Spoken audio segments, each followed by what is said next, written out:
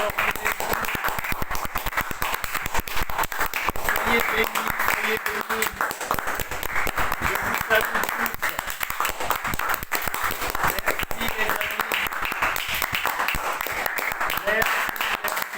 Merci les amis. Merci. Que Dieu vous bénisse vraiment. Bonjour à tous. Bienvenue dans cette session de l'école de la foi. Que le Seigneur vous bénisse.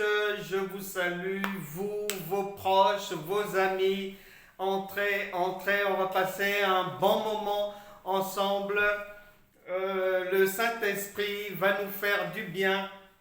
Nous avons de très belles choses à voir ensemble. Et n'oubliez pas de toujours aller sur ma chaîne YouTube Franck Cana TV. Beaucoup d'enseignements, beaucoup de prières intelligentes, de très belles choses qui permettent à tout un chacun de grandir dans la foi. N'attends pas que le Seigneur vienne te dire de vive voix que voilà ma fille, mon fils, pour te former, voilà, je t'envoie là-bas à telle adresse, comme ceci, comme cela, tu prendras le bus, le train pour y aller, tel jour et tel jour. Non. La Bible déclare que la sagesse de Dieu, elle est infiniment variée. Donc, l'école est là, à la disposition de tout un chacun et vous avez la possibilité de grandir dans la foi, d'ajouter de la connaissance à ce que vous connaissez déjà et ainsi de sortir des difficultés. Que Dieu vous bénisse tous. La boîte mail est à votre disposition, centreinterévangile.christ@gmail.com. Le numéro de téléphone aussi à votre disposition. Vous pouvez demander des précisions, des conseils, des prières. Il n'y a pas de problème. Entrez. On a de très très belles choses encore à voir aujourd'hui ensemble dans ce cours. Le Seigneur veut faire du bien à tout le monde. Alors n'entrez pas seul. Appelez des proches, des amis. Faites venir les autres. Partagez. Salutations à vous tous, d'où que vous soyez. Je vous rappelle que dans quelques jours, nous serons du côté de Lyon le samedi 24 juin de 9h à midi. J'enseignerai la foi aux 14 rue des Chartreux. Vous pouvez venir.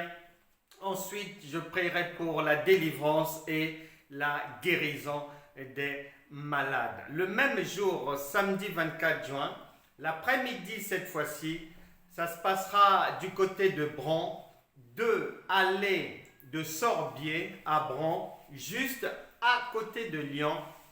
Là-bas, nous présenterons l'ouvrage de l'ombre à la réalité d'Adela Andai qui viendra spécialement du Canada pour la circonstance. Donc, nous vous attendons là-bas. Ça se passera du côté de Lyon dans le Rhône le samedi 24 juin, très bientôt.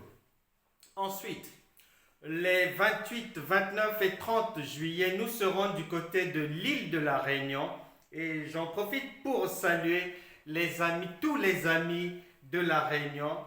Nous y serons pour une conférence évangélique les 28, 29 et 30 juillet sur la commune de Saint-Joseph. Après la Réunion, nous serons à la Martinique le 5 août, un samedi, pour une conférence aussi d'évangélisation et que ce soit à la Réunion ou à la Martinique au programme, le Seigneur a instruit d'enseigner la foi, de prier pour la délivrance et la guérison. Venez, vous qui êtes chargés et fatigués de toutes sortes de problèmes physiques et spirituels, et le Seigneur vous débarrassera de tous les fardeaux et de toutes les maladies.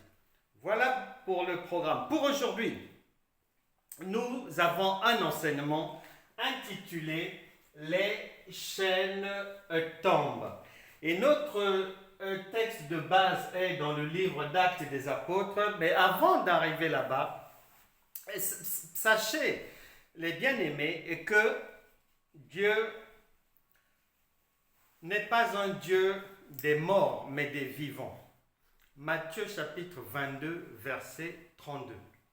Luc chapitre 20, verset 38. Dieu n'est pas le Dieu des morts, mais des vivants. Pour dire que Dieu ne s'adresse jamais à une personne décédée. Dieu ne parle pas des personnes décédées. Il prend pour modèle des personnes décédées pour nous instruire. C'est comme tout un chacun. Vous pouvez parler à votre enfant et vous voulez lui donner des conseils. Et après, vous pouvez dire, écoute ma fille, laisse-moi te dire que cette histoire-là, j'en ai une petite expérience, je suis passé par là en telle année, je travaillais à tel endroit et j'avais une collègue, elle avait vécu la même chose et ça s'était terminé de telle manière. Vous, quand vous le dites à l'enfant, votre objectif n'est pas que l'enfant retienne que votre collègue d'il y a 15, 20 ans avait... Non, votre objectif, c'est que l'enfant retienne le conseil que vous, maman, vous donnez à l'enfant. Le conseil que vous, en tant que père, vous donnez à l'enfant. Donc, c'est ce que le Saint-Esprit fait avec nous. Et donc, comme il n'est pas un Dieu des morts, mais des vivants, il n'a pas changé. Nous allons aller, nous visons toujours la connaissance, la délivrance et la guérison. C'est-à-dire sortir de l'ignorance, à prendre le véritable chemin de la foi et ensuite voir la vie réellement changer. Donc, dans le texte que nous allons prendre, là où le Saint-Esprit nous attend, il ne s'agit pas d'une autre personne que de vous-même. Et cependant, le Saint-Esprit, pour soutenir son conseil, il va prendre, comme vous le faites avec vos enfants, des exemples de votre vie, de votre passé. Lui va le faire avec nous aussi, ici, dans le texte Actes des Apôtres, chapitre 12. Nous sommes au verset 5. Pierre, si vous avez bien compris, si Dieu ne s'occupe pas des morts, si Dieu ne parle pas des morts, si Dieu est sa parole et il est dans sa parole, et si lorsque nous ouvrons la Bible, c'est le même face-à-face que nous avons, le face-à-face que Moïse avait avec Dieu, si vous avez bien compris cela, donc le Saint-Esprit s'adresse à chacun, s'adresse à vous-même. Il ne vous parle pas d'une personne que vous ne connaissez pas. Il ne vous parle pas des gens que vous n'avez jamais côtoyés. Il ne vous parle pas de la vie d'une autre personne. Non, c'est de votre propre vie. Alors, Pierre donc était gardé dans la prison. Et l'Église ne cessait d'adresser pour lui des prières à Dieu. Dans quelle prison es-tu? Ici, on parle d'une personne qui croyait en Dieu, mais une personne qui était enchaînée. Qu'est-ce qui se passe dans votre vie? Où en êtes-vous? Si lui, en tant que croyant, s'est retrouvé dans une prison, la Bible déclare qu'il n'y a rien de nouveau sous le soleil. Donc, aujourd'hui aussi, beaucoup de ceux qui sont croyants sont dans des prisons. Parce que la Bible ajoute encore que la parole de Dieu, elle n'est pas pour le passé, elle n'est pas futuriste, elle est toujours présente, elle ne passera jamais, donc elle est toujours dans notre société. Ce sont des faits vécus actuellement. Dans quelle prison êtes-vous? Il y a des gens qui sont dans des prisons du divorce, allant de divorce en divorce.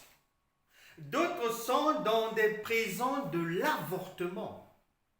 La grand-mère avait avorté. La mère aussi avait déjà avorté. Et vous-même aussi, vous avez pratiqué les avortements. Et aujourd'hui, vous vous plaignez que vous n'arrivez pas à concevoir. Quelle est votre prison? D'autres sont dans des prisons qui font que finir les études, c'est pratiquement impossible. D'autres sont dans des prisons du chagrin, de l'amertume, de la tristesse. D'autres sont dans des emprisonnements de comportements dignes de Sodome et Gomorrhe. Beaucoup de genres de prisons. Et là, un croyant se retrouve en prison. Mais les gens intercèdent pour lui. Et lui-même aussi, certainement que là où il était, il priait. Et vous aussi, peut-être que ça fait des années que vous priez. Vous essayez à gauche, ça ne marche pas. Vous essayez à droite, ça ne marche pas. Vous-même, vous voyez très bien que votre vie est comme en prison. Parce que ici, l'objectif du Saint-Esprit n'est pas que tu t'occupes ou que tu penses que on te parle d'une personne dénommée Pierre. Dieu n'a pas un intérêt à venir te parler des gens que tu ne connais pas, à venir te parler des personnes décédées, mais il ne s'occupe que des personnes vivantes. Donc, il s'agit de ta vie. Ta prison, est-ce que c'est le tabac? Ta prison, est-ce que c'est la drogue? Quelle est cette prison dans laquelle même les croyants se retrouvent?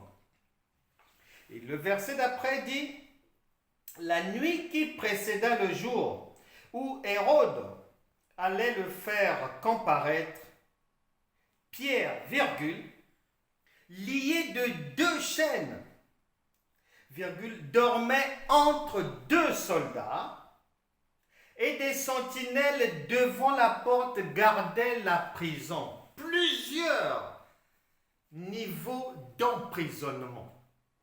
Il y a des gens qui sont emprisonnés du fait qu'ils ont fait des études, mais ils ne travaillent jamais en fonction des diplômes qu'ils ont. On ne les embauche jamais en fonction de cela.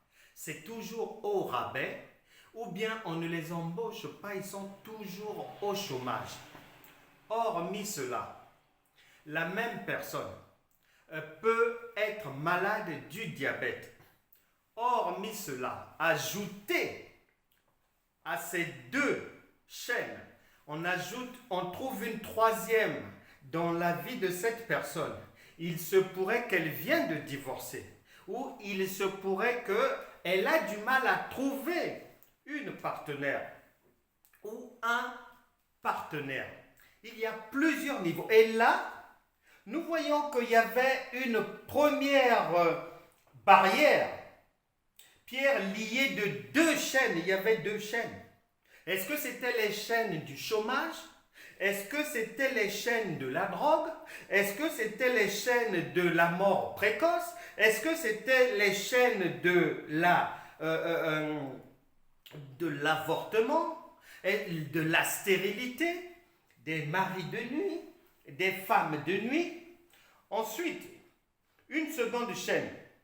Il est dit que il dormait 2 chaînes, virgule, dormait entre 2 soldats. Donc, un autre envoûtement peut-être, un autre sort jeté peut-être, un autre lien héréditaire peut-être.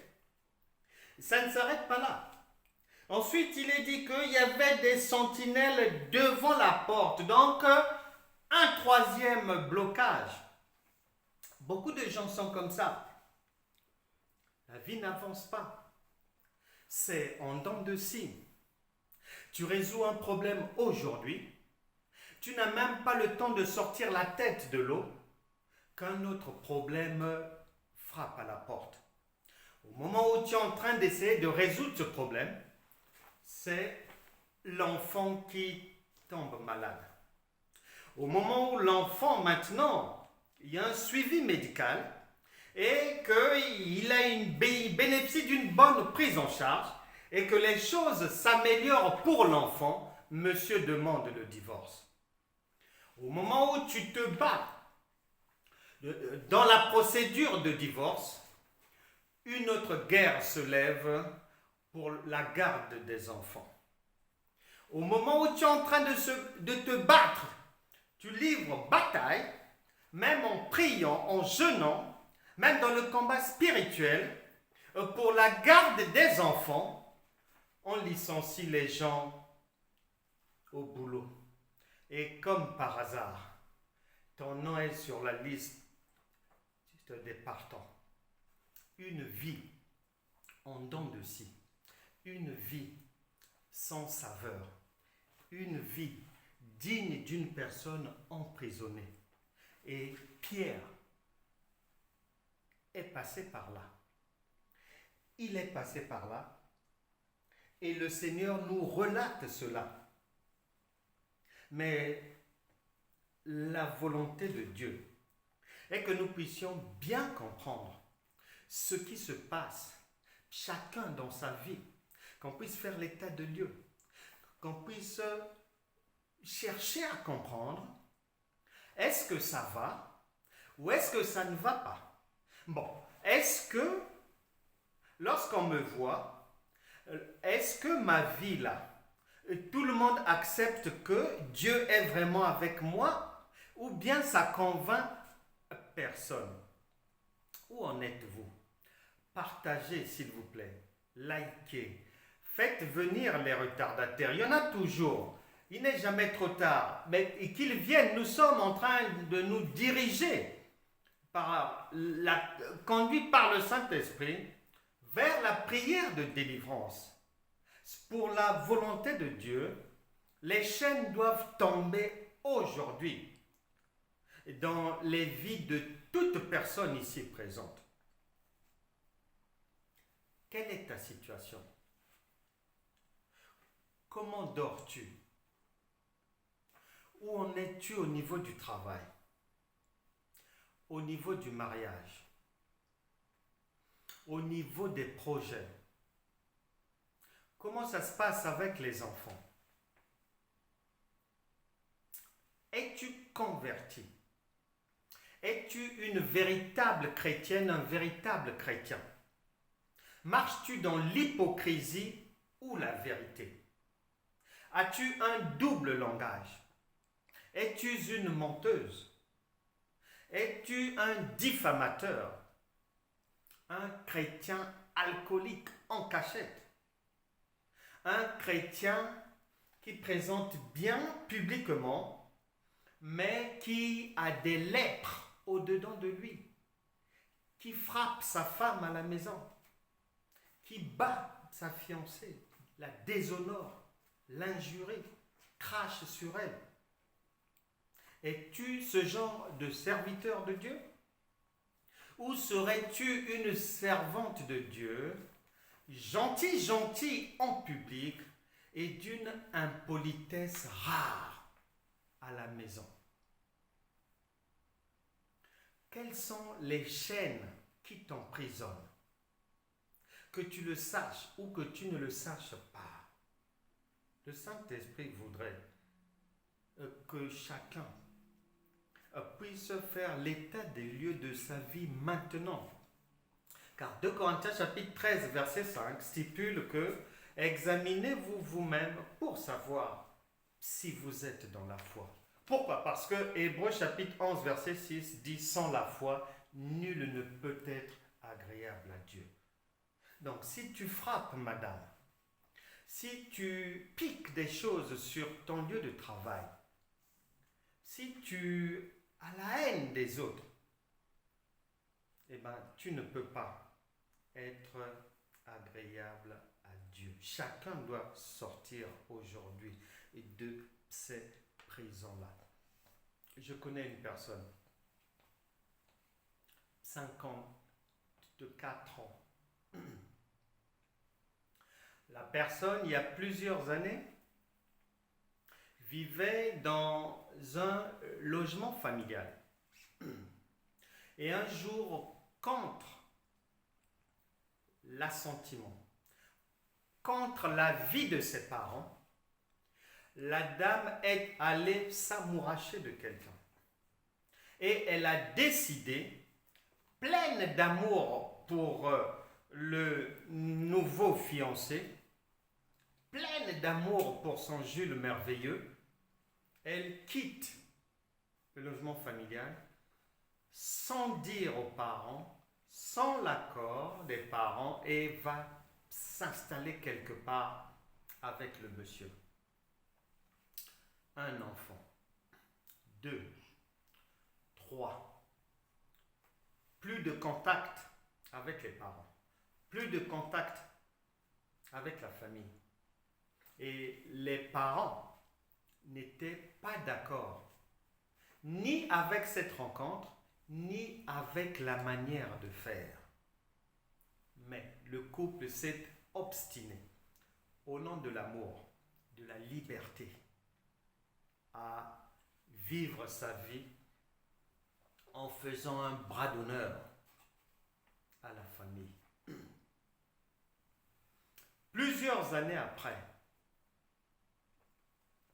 la dame va dire que si je dois être honnête et franche, depuis que j'avais quitté le foyer familial, rien n'a marché dans la vie. Rien n'a marché. Le boulot, il n'y en a pas. La santé, très fragile. Les enfants, fragiles. Monsieur se débrouille tant bien que mal avec beaucoup d'acrobatie.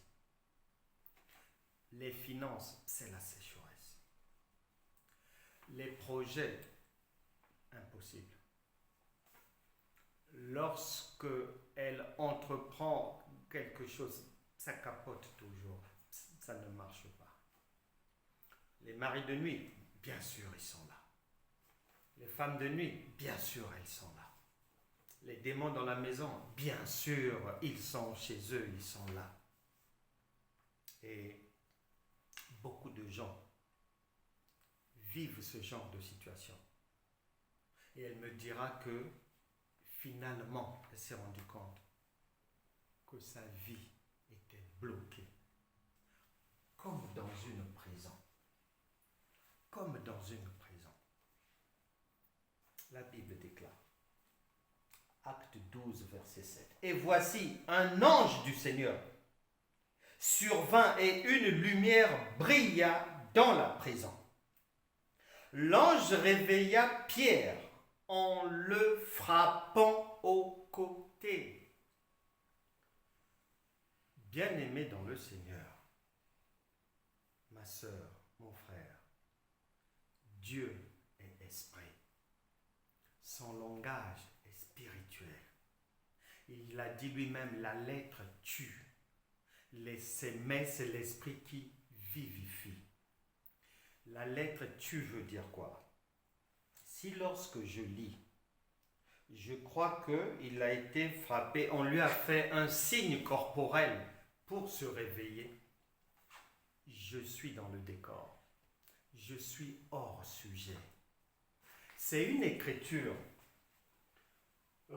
Genèse chapitre 32 verset 24 qui va nous apporter l'éclairage, la lumière, la signification divine, la signification révélée sur l'expression un ange en le frappant au côté. Qu'est-ce que ça veut dire? Allons découvrir ça rapidement parce que le Seigneur veut nous éclairer. Il nous attend. Genèse chapitre 32, verset 24. Il est dit ceci. Genèse chapitre 32, verset 24. Jacob demeura seul.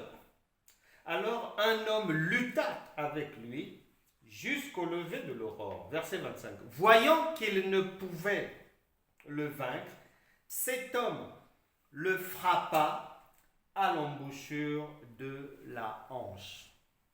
C'est la même scène. C'est la même scène.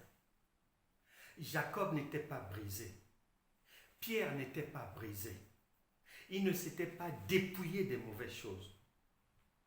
Et lorsque la parole vient, c'est pour apporter l'éclairage sur comment je suis au-dedans de moi et comment est-ce que je suis à l'extérieur. Qu'est-ce que je dois arranger dedans? Qu'est-ce que je dois ajuster dehors?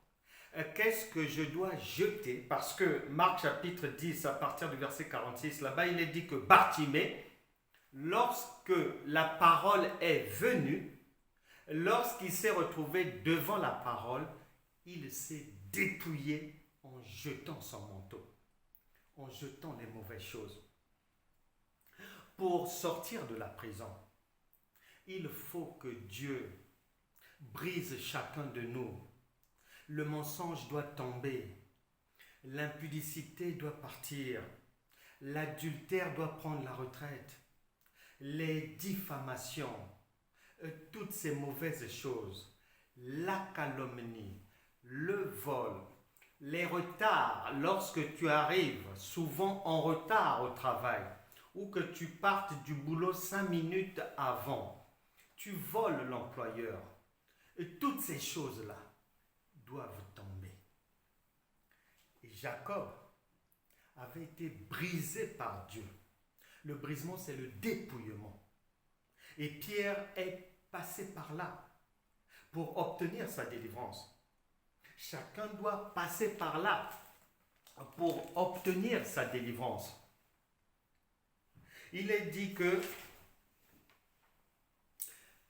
Dieu résiste aux orgueilleux, mais il fait grâce aux hommes. Demande pardon. Ne reste pas dans l'orgueil. Si tu as eu des différends, des problèmes avec des gens, c'est ce que j'ai dit à cette dame. Je lui avais dit ce jour-là qu'elle est dans l'obligation.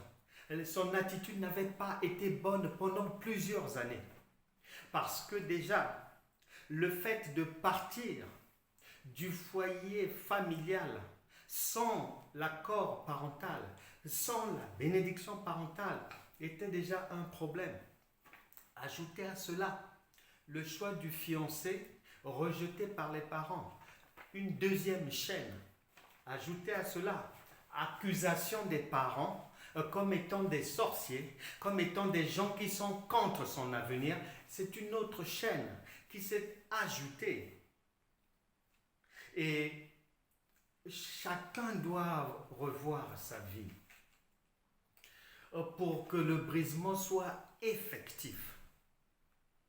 Es-tu encore une chrétienne qui parle beaucoup? Es-tu cette personne à qui l'on ne peut pas confier un secret, qui passe son temps à toujours trahir, à être dans le camp de la trahison, dans le camp des traîtres? Es-tu cette femme qui sort avec l'homme d'autrui? Es-tu cette femme qui marche dans des rapports contre nature? Es-tu ce monsieur qui a des maîtresses à droite, à gauche, mais en même temps pasteur, mais en même temps ancien, mais en même temps chrétien? Fais-tu partie de ces gens-là? Parce que tant qu'il en sera ainsi, les chaînes ne pourront pas tomber. Nous allons bientôt prier. Car les chaînes, il faut la repentance. Il faut accepter de se dépouiller des mauvaises choses. La Bible déclare, 1 Thessaloniciens chapitre 4 verset 3, ce que Dieu veut, c'est notre sanctification. La Bible déclare, 1 Corinthiens chapitre 14 verset 33, Dieu est un Dieu d'ordre. Si comme cette femme, tu es en querelle, tu es en difficulté, du fait que tu t'étais disputé, que ce soit avec ton supérieur, ou que ce soit avec les parents, que ce soit avec d'autres personnes, humilie-toi. Il faut demander pardon. Il faut réajuster les choses. N'accuse plus. Parce que lorsque tu accuses, tu joues le jeu du diable. Tu deviens une imitatrice, un imitateur des fils du diable lui-même. Dieu n'accuse pas. Dieu résout la difficulté.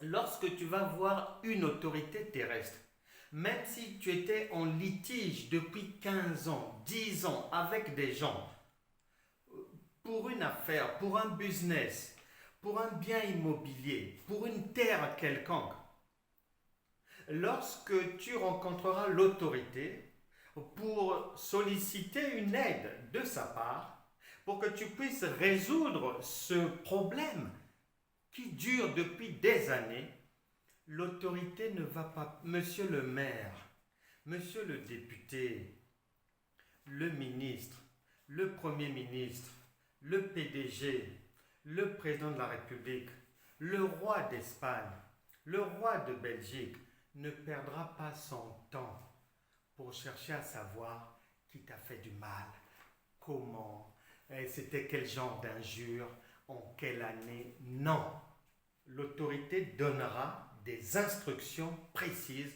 pour que ton problème soit solutionné dans les plus brefs délais. Et les hommes ont pris ça chez Dieu. Évangile de Jean, chapitre 9, versets 1 à 3. Les gens pensent que cet homme qui est né handicapé, qui est né aveugle, qu'il y avait une main noire derrière. Mais Dieu ne s'occupe pas des mains noires. Ce sont tes yeux qui voient la main noire. Dieu ne voit jamais de main noire, puisqu'il est porteur de toutes les solutions qui puissent exister et celles qui n'existent pas encore dans l'univers pour résoudre tes problèmes.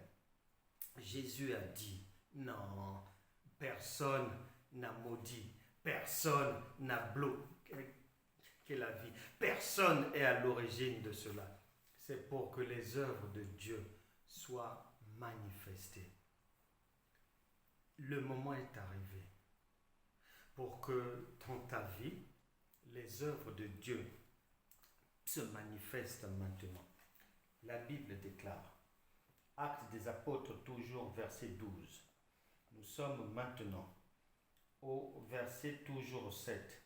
Nous l'achevons maintenant. Il est écrit.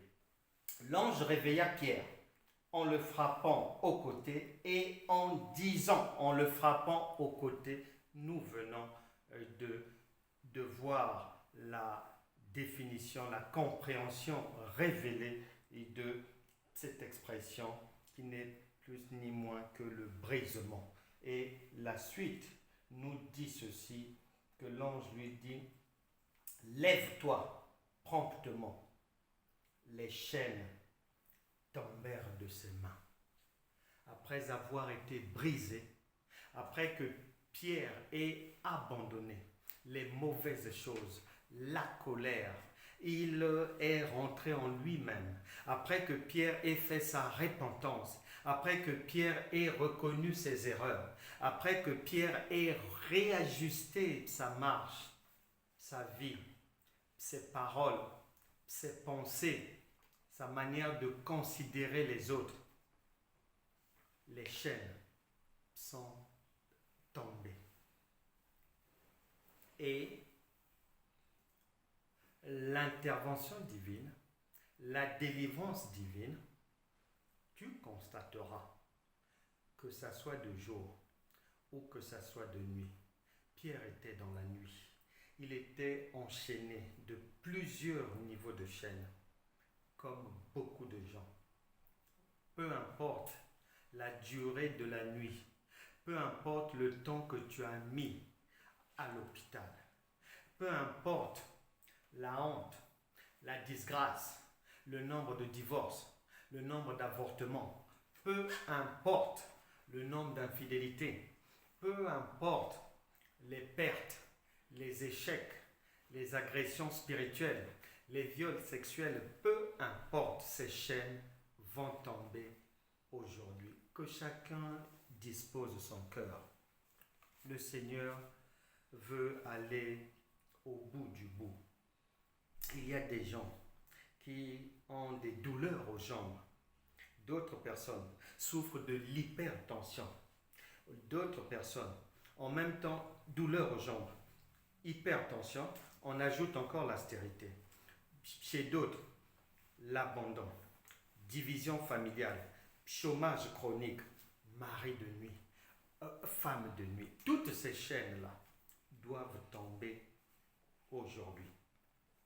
Les blocages du célibat, et des échecs à répétition dans les études. Le fait pour une mère d'avoir un cœur qui saigne parce que de son vivant, elle n'a pas encore vu, c'est-à-dire aucune de ses filles ne se marie. Le fait pour une mère que le cœur saigne parce que toutes les filles s'étaient mariées, mais toutes sont revenues à la maison, ont fini par divorcer. Beaucoup de gens souffrent de toutes ces situations. Il y en a beaucoup. Dieu connaît tout le monde. Le Saint-Esprit sait par quelle prison tu passes actuellement. Combien de chaînes entourent ton existence, tes finances, ton travail, ta procréation. Quelles sont ces chaînes-là? Nous allons prier. Chacun va simplement reprendre avec beaucoup de conviction la prière suivante pour que les chaînes tombent. Toutes les chaînes. Non pas une seule chaîne. Non pas que la maladie parte, mais que le chômage reste là. Non, tout le monde doit dégager. Le Seigneur a dit, venez à moi, vous tous qui êtes chargés, fatigués, et je vous donnerai du repos. Le repos de Dieu, il vise tous les domaines de la vie de la personne. Dieu n'est pas un homme pour mentir. Le repos de Dieu n'a jamais été partiel. Le repos de Dieu n'a jamais été saisonnier. C'est un repos éternel visant tous les domaines. Nous allons maintenant prier. Prépare ton cœur. Ouvre ton cœur. C'est le moment. Tu es trop resté derrière cette montagne. Tu es trop resté dans cette prison. Tu es trop resté dans les bas-fonds de la société, dans l'obscurité, dans les ténèbres. Mais la lumière de Dieu avait fini par venir au secours de Pierre. La lumière de Dieu avait fini par mettre fin à l'état d'aveuglement de Bartimée. Mais la même lumière, le Saint-Esprit, est toujours disponible et en activité. Nous prions maintenant pour la délivrance et la guérison définitive de toutes sortes de chaînes d'une manière définitive. Reprenez simplement après moi. Seigneur Jésus-Christ, me voici devant toi. Tu as dit dans ta parole, si je viens à toi, avec un cœur pur et sincère, tu me pardonnes mes péchés, mais tu me purifies aussi. Au nom puissant de Jésus. Je te demande pardon. Pour tous les péchés de ma vie. Je crois au nom de Jésus. Que je suis maintenant enfant de Dieu. J'ai été pardonné. Je t'ai pardonné. Je prends la décision Je prends la décision de ne plus marcher dans le péché de marcher dans les péchés et de changer. et de changer. De faire tous les efforts possibles De faire tous les efforts possibles pour toujours être agréable à Dieu. pour toujours être agréable à Dieu. Par conséquent, Par conséquent, je reçois le pouvoir je reçois le pouvoir de marcher sur les serpents de marcher sur les serpents et sur les scorpions. et sur les scorpions. Au nom puissant de Jésus. Au nom puissant de Jésus, Que tout serpent, que tout serpent, tout scorpion, tout scorpion, toute chaîne toute chaîne de la souffrance de souffrance dans ma vie dans ma vie soit brisée soit brisée. au nom puissant de Au Jésus. nom puissant de Jésus, Que tout esprit que tout esprit chargé d'alimenter chargé d'alimenter le dur labeur, le dur labeur, les larmes les larmes dans ma vie dans ma vie et dans mon travail, et dans mon travail, je te chasse je te au chasse. nom puissant de Jésus. Au nom puissant de Jésus, Je brise je brise toute chaîne toute chaîne de la limitation, de la limitation, des échecs des échecs dans ma vie, dans ma vie, dans les vies de mes enfants. dans les vies de mes Au enfants. nom puissant de Jésus. Au nom puissant de Jésus, J'annule j'annule toute parole toute parole qu'une personne avait prononcée qu'une personne a prononcée en disant que je serais définitivement nul, en disant en disant que je ne me marierai jamais, que je ne mourrai jamais, en disant que je ne réussirai jamais dans la vie. J'annule ces paroles j'annule ces paroles par la puissance du Saint-Esprit. par la puissance du Saint-Esprit. Au nom puissant de Jésus. Au nom puissant de Jésus, Saint-Esprit, Saint-Esprit, brise maintenant les chaînes brise maintenant les chaînes de la rétrogradation, de l'orthographe,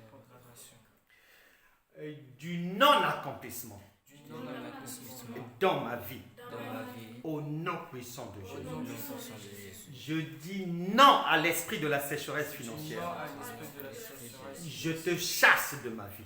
je te chasse de ma vie. Je dis non que tout serpent Que tout serpent chargé d'avaler mon argent chargé d'avaler mon argent prend feu maintenant. prend feu maintenant. Tu pars de ma vie. Pars de Au ma vie. nom puissant de Au Jésus. nom puissant de Jésus, Je ne perdrai plus jamais de je l'argent. ne perdrai plus jamais de l'argent. Que tout esprit Que tout esprit du rejet, du rejet, de l'abandon, de l'abandon, de la solitude, de la solitude, du chagrin, du chagrin, quitte ma vie. quitte ma Au vie. nom puissant de Au Jésus. nom puissant de Jésus, Que toute dette que toute dette qui ne me sont pas remboursées qui ne me soit pas remboursée à partir de ce jour, à partir de ce jour, au nom de Jésus, au nom de Jésus, j'appelle mon argent j'appelle l'argent à revenir à moi. à revenir Au nom puissant de au Jésus. nom puissant de Jésus. Je ne perdrai plus jamais de Je ne l'argent. perdrai plus jamais Au de nom l'argent. puissant de Au Jésus. nom puissant de Jésus. Que tout esprit de stérilité Tout esprit de stérilité dans ma vie,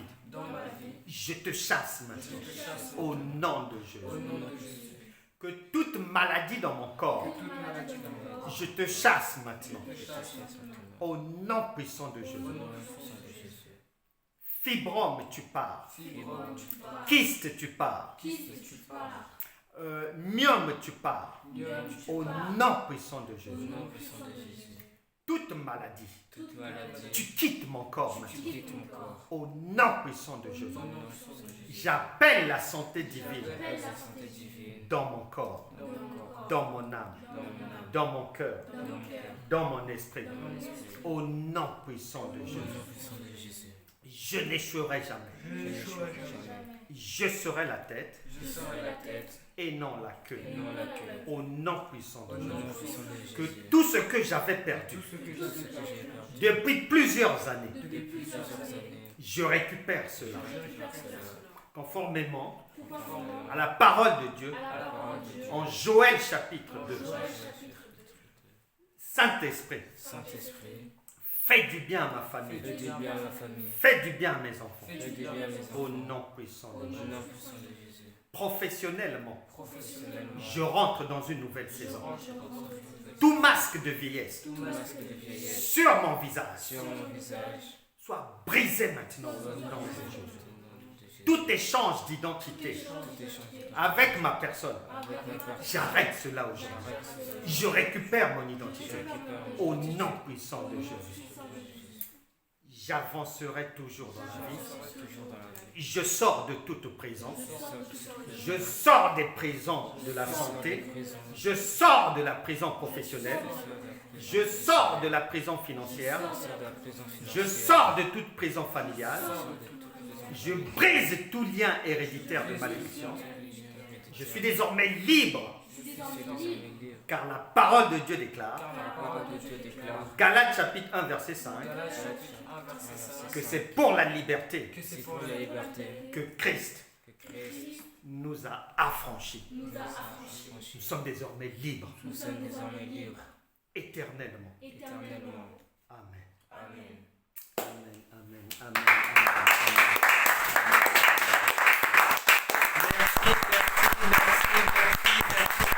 N'oubliez pas d'aller sur Canal TV, de suivre les cours. Que Dieu vous bénisse vraiment. Abonnez-vous sur ma page TikTok et sur la chaîne YouTube Canal TV. Que Dieu vous bénisse vraiment. Je vous embrasse tous. Nous avons rendez-vous demain 9h et ensuite nous aurons rendez-vous demain à 13h aussi pour le culte de la jeunesse. D'ici là, portez-vous bien. Vous êtes libres, vous êtes bénis. Je vous embrasse. Au revoir. À demain.